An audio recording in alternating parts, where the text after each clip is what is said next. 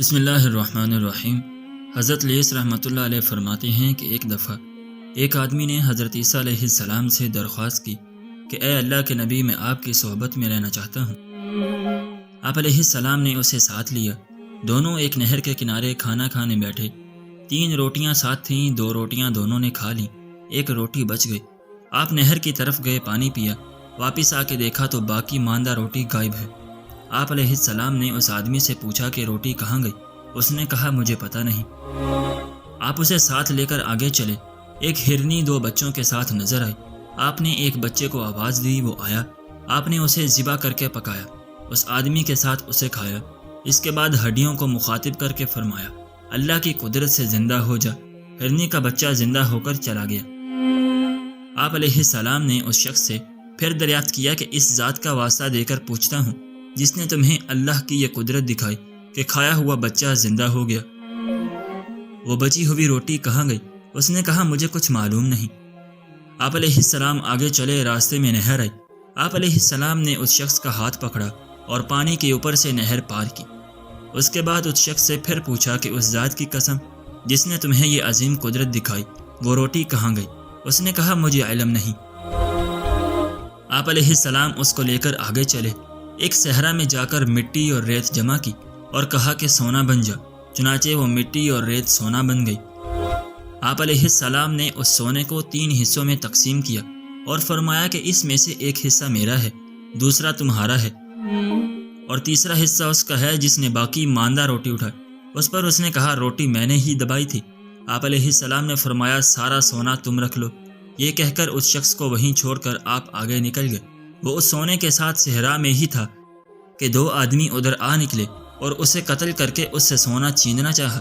اس نے کہا کہ اس کے بجائے ہم تینوں اسے برابر تقسیم کر لیتے ہیں، البتہ مجھے سخت بھوک لگی ہے، تم میں سے ایک قریبی بستی میں جائے اور کھانے کے لیے کچھ خرید کر لے آئے۔ چنانچہ ان دونوں میں سے ایک کو کھانا لانے بھیجا گیا۔ کھانا لانے کے لیے جانے والے کے دل میں آیا کہ اس سونے میں ان دونوں کو کیوں شریک کیا جائے، میں اس کھانے میں زہر ملا دیتا ہوں، یہ دونوں کھانا کھا کر مر جائیں گے، سونا میں اکیلے لے لوں گا۔ چنانچہ اس نے کھانے میں زہر شامل کر دیا۔ ادھر پیچھے رہ جانے والوں نے آپس میں مشورہ کیا کہ ہم اسے کیوں اس میں حصہ دیں، یہ جب کھانا لے کر آئے گا دونوں مل کر اسے قتل کر دیں گے اور اس سونے کو ہم دونوں آپس میں آدھا آدھا تقسیم کر لیں گے۔ وہ شخص کھانا لے کر آیا تو طے شدہ منصوبے کے مطابق دونوں نے اسے قتل کر دیا۔ اس کے بعد ان دونوں نے کھانا کھایا تو یہ دونوں بھی مر گئے اور سونا صحرا میں پڑا رہ گیا۔ تینوں کی لاشیں اس کے پاس پڑی ہوئی تھیں۔ حضرت عیسیٰ علیہ السلام اپنے حواریین کے ساتھ واپس ہوئے تو ان کا یہ عبرت ناک حال دیکھا۔ آپ اپنے حواریین سے خطاب کر کر فرمانے لگے کہ دنیا اس کے چاہنے والوں کے ساتھ یہی سلوک کرتی ہے، اس لیے دنیا سے بچتے رہنا۔ حضرت عیسیٰ علیہ السلام اپنے ساتھیوں کے ہمراہ کہیں جا رہے تھے۔ راستے میں کسی مردے کی کھوپڑی نظر آئی۔ آپ علیہ السلام کے ساتھیوں نے درخواست کی کہ اے روح اللہ، آپ اللہ تعالیٰ سے دعا فرمائیں کہ اس کھوپڑی کو ادراک و احساس اور قوت گویائی عطا فرمائے اور یہ کھوپڑی اپنے قصے سے ہمیں آگاہ کر کے ہمارے لیے عبرت کا سامان کر دے۔ آپ علیہ السلام نے 2 رکعت نماز پڑھی اور اللہ سے دعا کی۔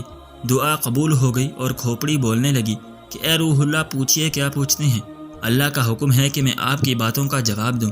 آپ نے فرمایا کہ پہلے تو ہمیں یہ بتا کہ تو دنیا میں کیا تھی؟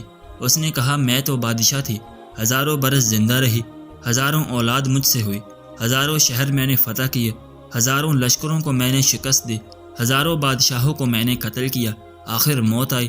میں نے اچھی طرح جان لیا کہ زہد و تقوی سے بڑھ کر کوئی دولت نہیں اور حرص و طمع میں تباہی ہی تباہی ہے، اور تقدیر الہی پر راضی رہنے میں سب سے بڑی عزت ہے۔ ناظرین، ہم امید کرتے ہیں کہ آپ کو آج کی ہماری یہ ویڈیو پسند آئی ہوگی۔ اگر آپ کو آج کی ہماری یہ ویڈیو پسند آئی ہے تو ہماری ویڈیو کو لائک کریں اور اپنے دوستوں کے ساتھ شیئر بھی ضرور کریں، اور اگر آپ نے ابھی تک ہمارا چینل سبسکرائب نہیں کیا تو ہمارے چینل کو بھی سبسکرائب کر لیں۔